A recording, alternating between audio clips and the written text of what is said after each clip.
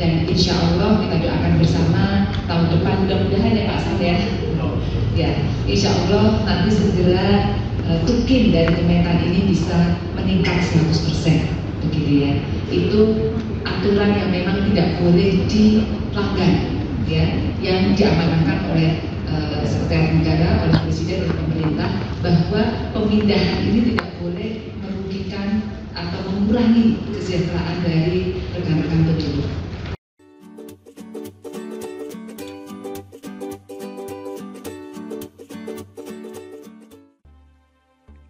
Ya, bismillahirrahmanirrahim. Assalamualaikum warahmatullahi wabarakatuh. Ya teman-teman, jadi kembali lagi di video ini. Nah, untuk video kali ini mungkin saya ingin menyampaikan sedikit informasi atau tukin ya, karena infonya ini kan sudah jelas bahwa PPL itu akan ditarik ke pusat otomatis sesuai dengan informasi yang sudah beredar, dan ada arahan juga yang pernah disampaikan oleh Kepala Badan tentang bagaimana nanti pembayaran tunjangan kinerja jika PPL ini akan ditarik ke pusat. Jadi sebelum kita mulai lebih lanjut dulu, saya sampaikan dulu untuk teman-teman yang baru menonton channel ini ataupun yang sudah lama, jangan lupa untuk subscribe agar terus mendapatkan informasi-informasi terbaru tentang unit pertanian maupun tentang ASN. Nah, jadi regulasi yang saya gunakan yaitu di sini masih mengacu pada Peraturan Menteri Pertanian Nomor 49 Tahun 2018. Nah, jadi mungkin bagi teman-teman yang memiliki informasi atau yang memiliki regulasinya yang terbaru tentang pemberian tukin ini di Kementerian Pertanian, mungkin bisa share di kolom komentar. Untuk yang saya dapat sampai sekarang itu yang digunakan yang ini ya. Sepanjang yang saya cari itu cuma yang ada itu regulasinya dari Permentan Nomor 49 Tahun 2018 ini.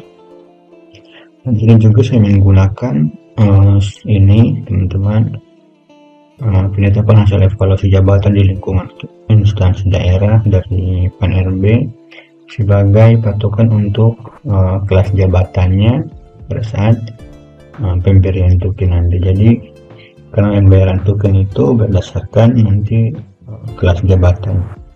Nah, ini untuk yang terbaru kelas jabatannya, karena yang lama itu untuk kelas madya itu masih dia di kelas jabatannya di kelas 11. Nah, tapi untuk yang terbaru ini penetapan hasil evaluasi di lingkup instansi daerah ini itu yang madya sudah kelas 12. Jadi kita langsung saja dulu untuk melihat evaluasi jabatannya ini. Nah, jadi untuk jabatan penyuluhan pertanian di halaman 39, teman-teman yang ingin mendownload regulasinya ini bisa di kolom deskripsi. Nah, ini teman-teman, kalau kita lihat nama jabatan, kemudian di sini saja ya kita perhatikan untuk kelas jabatan. Di sini sudah saya cari untuk jabatan penyuluh pertanian dari yang pemula sampai dengan ahli pertama.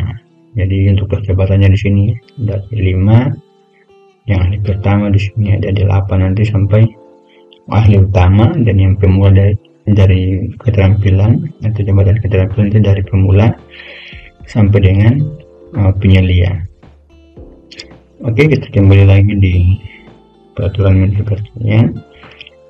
Lihat langsung saja di ini, teman-teman bisa baca saja nanti. Nah, ini teman-teman bisa dilihat di sini untuk poin ketiga ya, di pasal 8 bahwa besaran tukin itu diberikan berdasarkan kelas jabatan. Jadi sudah jelas ya. Jadi untuk pemberiannya itu dasar untuk nilainya, besarannya itu nanti didasarkan pada kelas jabatan masing-masing. Ini mulai berlaku di tahun 2018 ya sampai sekarang berdasarkan data yang saya dapatkan. Oke, kita langsung saja di lampirannya. Nah, ini teman-teman untuk besaran tunjangannya di Kementerian Pertanian untuk kelas jabatan sama dengan tunjangannya per kelas jabatan. Kita mulai dari yang paling bawah Di sini untuk kelas jabatan 1, kalau kita lihat di hasil evaluasi ruang lingkup jabatan tadi, di sini jabatan paling rendah itu milik pertanian pemula. Untuk kelas jabatannya itu kelas 5. Nah, di tokennya ini kelas 5 berarti itu nomor 13. Kelas jabatan 5 berarti ini pemula. Nah, kurang lebih dapatnya itu sekitar ini teman-teman, 3,1 sekian. Jadi ini untuk kelas pemula ya. Ya, ini untuk kelas pemula. Kemudian kita lihat kelas terampil, mahir, dan penyelia itu dia naik menjadi kelas terampil 7, mahir 8, dan penyelia itu kelas 9. Oke, di sini kelas mahir di sini 7, terampil, penyelia itu masuk di kelas 9 teman-teman. Jadi teman-teman bisa lihat yang di jabatan kategori keterampilan, kalau teman-teman di kelas terampil itu jabatan terampil itu masuk di kelas 7, kurang lebih 3,9. Kemudian terampil ini pemula terampil, kemudian mahir kelas 8 itu 4,5, kemudian penyelia itu 5,07. Nah, kemudian untuk jabatan kategori keahlian, ahli pertama itu dia masuk di kelas 8 teman-teman. Jadi di sini ahli pertama, kemudian masuk di ahli muda 10, ahli madya 12, dan ahli utama dia 14. Jadi dia ini naik 2 ya, jadi 8, 10, 12, 14. Jadi di sini untuk ahli pertama, ahli muda, ahli madya, dan ahli utama. Jadi untuk ahli pertama atau yang masuk dengan ijazah S1 setelah pengangkatan dari CPNS langsung di ahli pertama, atau juga mungkin yang P3K dengan kualifikasi ijazah S1 dia masuk di kelas 8 dan kurang lebih angkanya itu sekitar 4,5.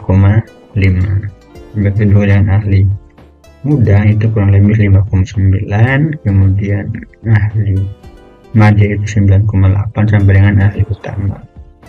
Jadi untuk mekanisme pembayarannya ini karena kami ini dari daerah belum tahu seperti apa dan apakah ini nanti masih kena pajak juga atau tidak, apakah ini memang langsung full 100%.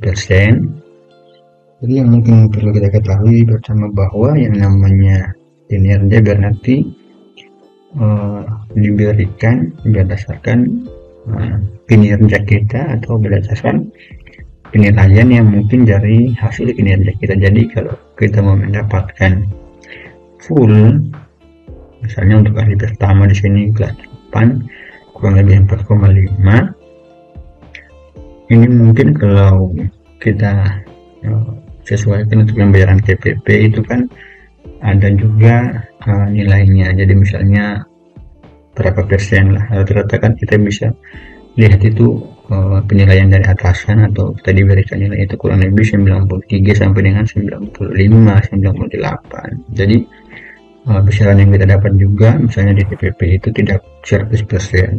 Nah, apakah ditukin juga berlaku seperti itu? Nah, jika mungkin berdasarkan penilaian kinerja juga otomatis tidak mungkin kita bisa mendapatkan full seperti ini teman-teman. Nah, kurang lebih nilainya mungkin 95 sampai 98% lah dari nilai ini. Nah, yang penting kita harus tahu dulu kurang lebih untuk besarannya per kelas jabatan itu nilainya ini sekian teman-teman, bisa dilihat di sini. Nah, jadi yang penting bagaimana kita mengetahui dan mengevaluasi kinerja kita nanti ke depan, karena setelah ditarik ke pusat otomatis kita punya beban kerja juga yang jamnya itu lebih banyak atau mungkin lebih padat. Jadi ada konsekuensi dari banyaknya atau besarnya mungkin ini dengan kinerja kita, tetapi tidak melihat itu bagaimana bisa menyesuaikan lah dengan jam kerja kita nanti sehari-hari.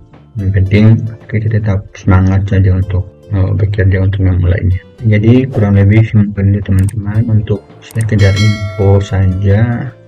Seginilah besarannya nanti jika mungkin 1 tahun ke depannya, karena di impresnya itu kan diberikan waktu kurang lebih paling cepat itu 1 tahun untuk menyelesaikan administrasi untuk pindah ke pusat ini. Nah, oke teman-teman, nanti bisa download saja materi regulasinya ini nanti di link deskripsi. Semoga kurang lebihnya maaf. Wassalamualaikum warahmatullahi wabarakatuh.